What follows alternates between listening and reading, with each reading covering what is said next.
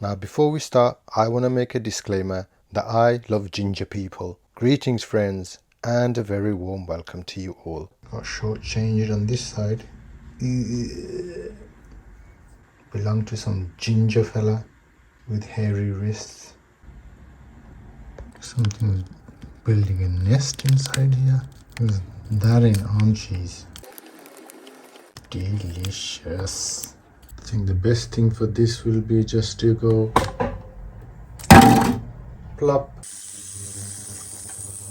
But look, oh, there's still ginger juice coming out of that thing. Nice. Okay, so this thing is a bit more sanitary now, and the strap is very reusable.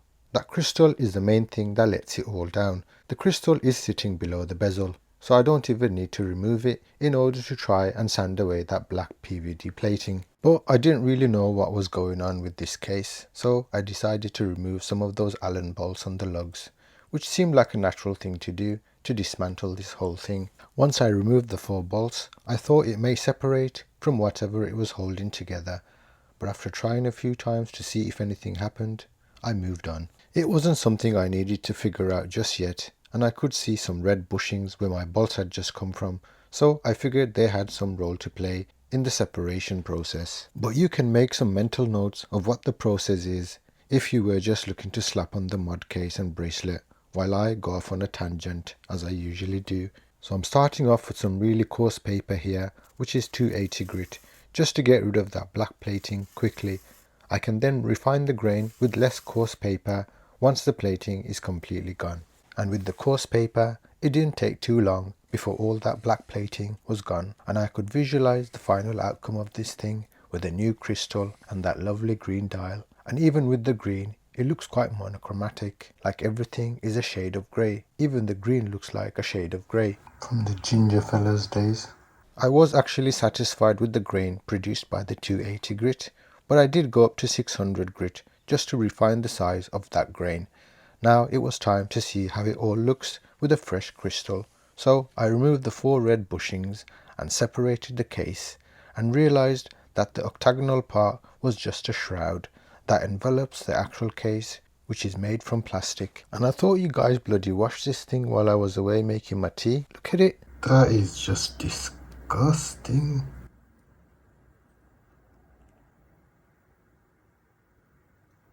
Just gotta go in the wash again.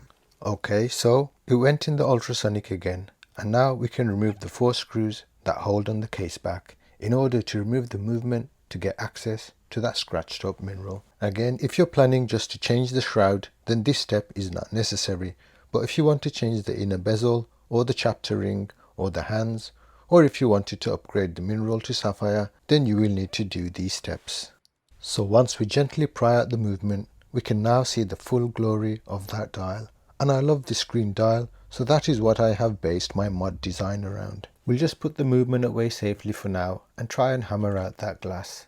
The crystal was pretty bad, so I wasn't really concerned about being tender with it, and the chapter ring was also preventing me from using a bigger die, and so I tried to hammer it out and it cracked. So if you are planning on reusing your crystal, then use a press, and you will need to remove the crystal if you're planning on changing the inner bezel and chapter ring, because they can only come out from the top.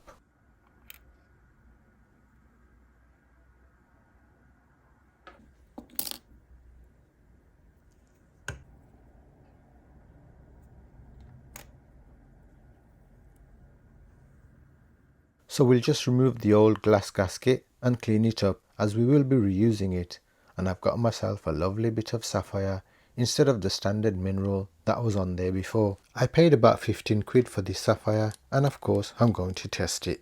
You can't be too sure nowadays. You can get these sapphires with like a red or blue anti-reflective coating, and I think I ordered mine without any coating so as not to interfere with that green dial.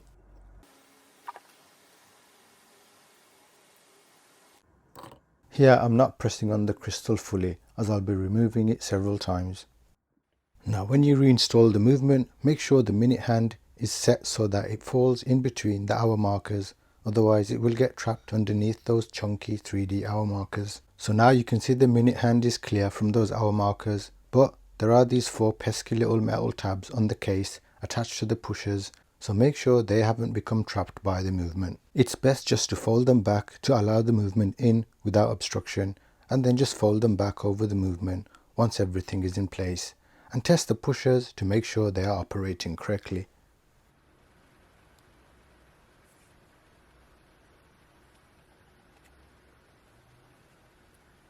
And that's not looking too bad, is it? We've upheld our restoration DNA on the channel without going down the mod route just yet. So if you have a worn black iron plated finish on your Casioak, then this is what you can achieve with a few simple steps, and you can all leave now. But don't leave, stick around and let's see if we can make this thing look even better. Now I'm going to show you what this original shroud with its new stainless steel and black combination looks like with some new furniture around the dial before I use the new royal oak shroud and bracelet. So once again I remove the glass and the glass gasket before I can remove the inner bezel and chapter ring. This is a two-part design which comes apart like so. Now SKX Mods only sent me the royal oak shroud and bracelet. Everything else I ordered from AliExpress, including the Sapphire. So I'll just mock up some of these combos and you can see what they all look like. Now isn't it just wonderful and strange how life is full of interconnected coincidences? Because the original rainbow chapter ring, created by SKX, then copied by other manufacturers and used by so many people in these mods, may have actually been inspired by the Breitling rainbow review I did during COVID. I had never heard of SKX then, but based on our first email exchanges a few months back, I was amazed that the swings and roundabouts of life have brought us all together. And that's kind of been the story of my life and how I became a watchmaker, a sequence of interconnected coincidences. Sorry to go off on a sort of self-congratulatory tangent, but I'm trying to say that life and its author have a plan for you if only you embrace it and trust the architect of all things. Okay, so I hope you've got some ideas from all the little combinations I've just shown you. So now it's time to pull out the main mod parts. The Audemars Piguet inspired royal oak shroud with its faux crown and screws. I've also bought some hands to test out. I just wanted some red hands to go with the green dial, but when I saw the pink ones, they looked better for some reason. The colour extended all the way to the tail end of the hands and the inlay was white, whereas on the red ones, the hands are actually black and only the infill is red. Honestly, that's the reason why I got the pink ones. Honestly.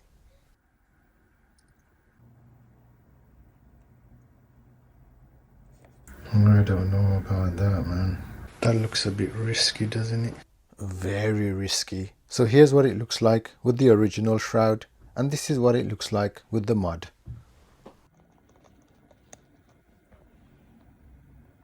Not too bad. I left the day hand just to see the balance of the hour and minute hands on their own. So now I'll also change the day hand, and again this is to demonstrate how you can mix and match all these components to create something that pleases you. And if I go online and see that all the pink hands are out of stock, then I'll know why. So now I've got all three hands with the original chapter rings and shroud, and then the mod shroud. And it looks good with just that splash of colour. Now I've kept the original dark inner bezel with just the rainbow hour markers, and I'll show you both shrouds. That looks very playful, doesn't it?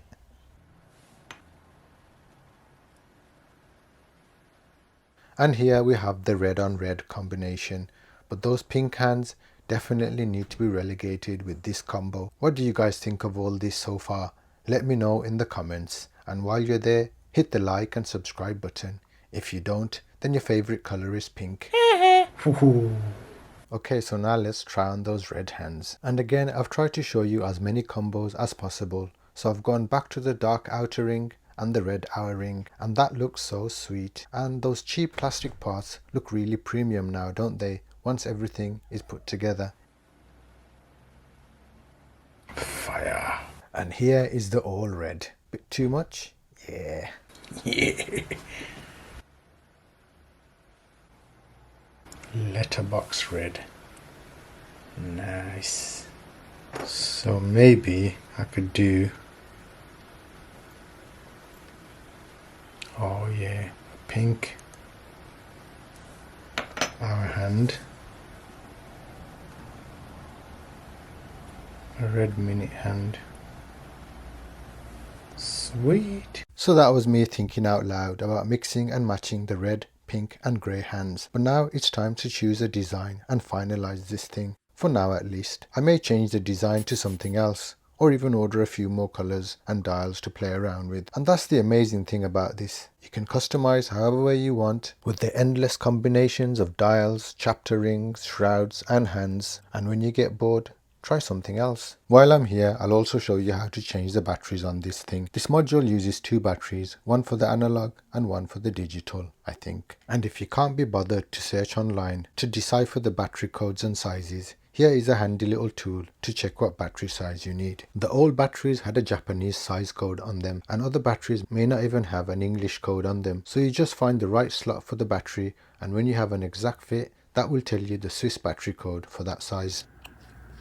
To be able to just push it down and it should clip in. There you go. Now we need to do an AC reset. Probably just self-explanatory. Got one dot here, one dot here. You can push these tabs back over now. Pesky little things.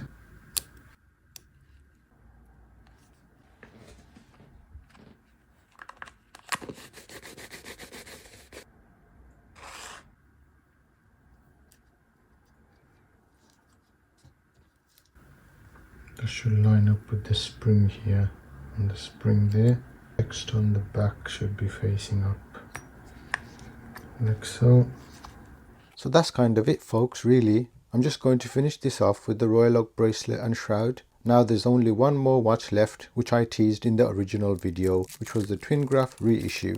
So let me know if you guys still want to see the LF20W twin graph. The twin graph was originally released in the 1980s and sold out when it was relaunched in 2023. The piece I have is brand new, so not a restoration candidate, but it is all plastic. SKX Mods did send me a stainless steel kit and a black iron plated case, so I suppose I could just show you how to do that if you want. This bracelet just hooks on to the case with these long screws, and the removable links also have screws. We no longer need the red bushings or the old Allen bolts. Instead, the kit comes with a new set of screws that hold the shroud and the case together. Now I love reading all your comments and look forward to them after every episode, even though I know you'll be teasing me about the pinks and the rainbows. The rainbow belongs to everyone, goddammit, so let's share it. So do let me know your thoughts and comments regarding this side of the horological spectrum and what you think about it. And yes, I know, some will say it's for the younger generation, but we can all play anyway. I hope you enjoyed this video and found it useful. And to my ginger friends out there, honestly, I have nothing but love for you guys, even though you produce a different kind of arm cheese to the rest of us. Take care friends, peace and love, and free the watermelons. Tra!